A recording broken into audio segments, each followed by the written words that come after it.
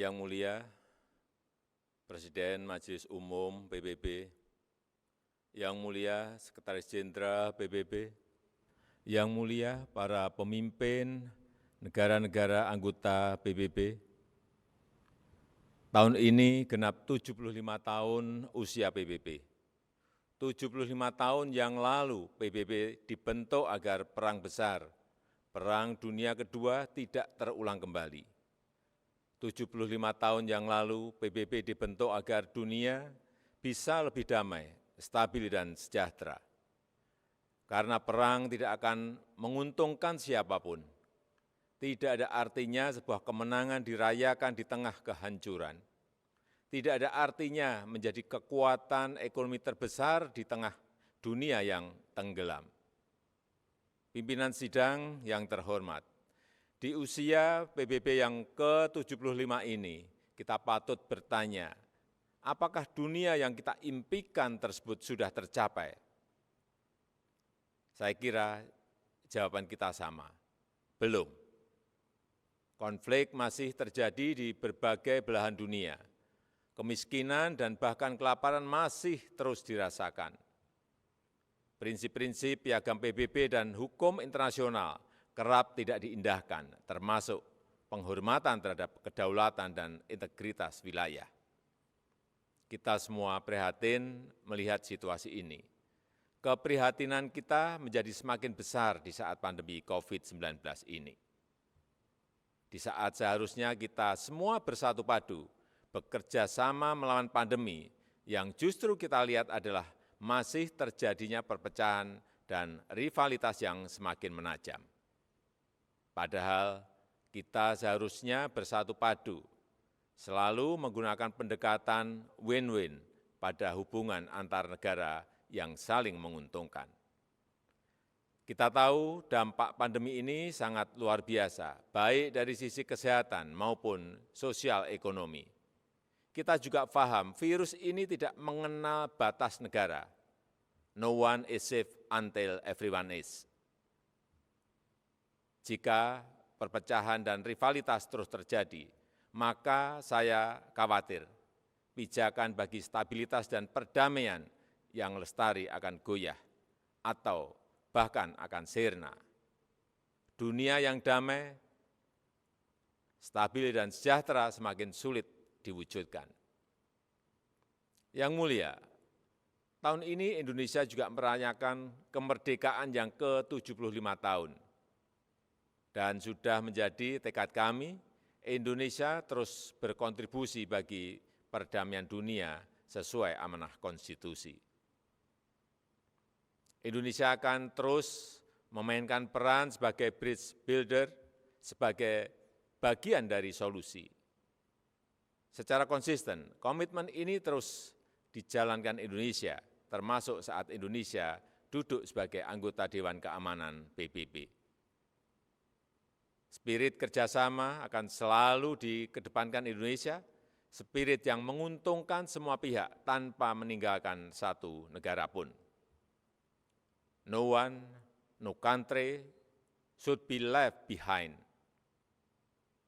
Persamaan derajat inilah yang ditekankan oleh Bapak Bangsa Indonesia, Soekarno, Bung Karno, saat konferensi Asia Afrika di Bandung tahun 1955 yang menghasilkan Dasar-Sila Bandung. Hingga kini prinsip Dasar-Sila Bandung masih sangat relevan, termasuk penyelesaian perselisihan secara damai, pemajuan kerjasama, dan penghormatan terhadap hukum internasional. Palestina adalah satu-satunya negara yang hadir di konferensi Bandung yang sampai sekarang belum menikmati kemerdekaannya. Indonesia terus konsisten memberikan dukungan bagi Palestina untuk mendapatkan hak-haknya. Di kawasan kami sendiri, bersama negara-negara ASEAN lainnya, Indonesia terus menjaga Asia Tenggara sebagai kawasan yang damai, stabil, dan sejahtera. Pada hari jadinya yang ke-53, 8 Agustus 2020 yang lalu, ASEAN kembali menegaskan komitmennya untuk terus menjaga perdamaian dan stabilitas kawasan. Spirit kerjasama dan perdamaian inilah yang kemudian didorong Indonesia ke kawasan yang lebih luas, kawasan Indo-Pasifik melalui ASEAN Outlook on the Indo-Pacific.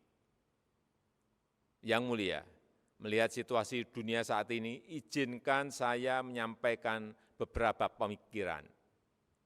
Yang pertama, PBB harus senantiasa berbenah diri, melakukan reformasi, revitalisasi, dan efisiensi. PBB harus dapat membuktikan bahwa multilateralism delivers, termasuk pada saat terjadinya krisis. PBB harus lebih responsif dan efektif dalam menyelesaikan berbagai tantangan global. Dan kita semua memiliki tanggung jawab untuk terus memperkuat PBB, agar PBB tetap relevan dan semakin kontributif sejalan dengan tantangan zaman.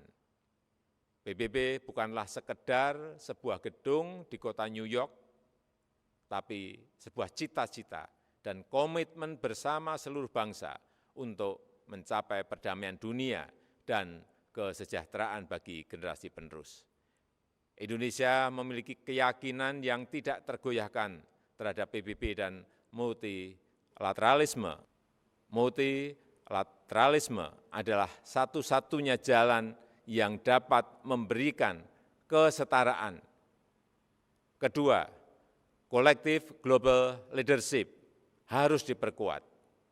Kita paham bahwa dalam hubungan antar negara, dalam hubungan internasional, setiap negara selalu memperjuangkan kepentingan nasionalnya. Namun, jangan lupa, kita semua memiliki tanggung jawab untuk kontribusi menjadi bagian dari solusi bagi perdamaian, stabilitas, dan kesejahteraan dunia.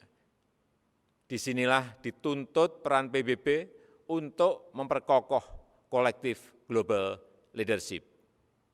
Dunia membutuhkan spirit kolaborasi dan kepemimpinan global yang lebih kuat untuk mewujudkan dunia yang lebih baik. Ketiga, kerjasama dalam penanganan COVID-19 harus kita perkuat, baik dari sisi kesehatan maupun dampak sosial ekonominya. Vaksin akan menjadi game changer dalam perang melawan pandemi. Kita harus bekerja sama untuk memastikan bahwa semua negara mendapatkan akses setara terhadap vaksin yang aman dan dengan harga terjangkau. Untuk jangka panjang, tata kelola ketahanan kesehatan dunia harus lebih diperkuat. Ketahanan kesehatan dunia yang berbasis pada ketahanan kesehatan nasional akan menjadi penentu masa depan dunia. Dari sisi ekonomi, reaktivasi kegiatan ekonomi secara bertahap harus mulai dilakukan dengan melakukan koreksi terhadap kelemahan-kelemahan global supply chain yang ada saat ini. Aktivasi ekonomi harus memprioritaskan kesehatan warga dunia. Dunia yang sehat, dunia yang produktif harus menjadi prioritas kita. Semua itu dapat tercapai jika semua bekerja sama, dan bekerja sama. Mari kita memperkuat komitmen dan konsisten menjalankan komitmen untuk selalu bekerja sama. Demikian, terima kasih.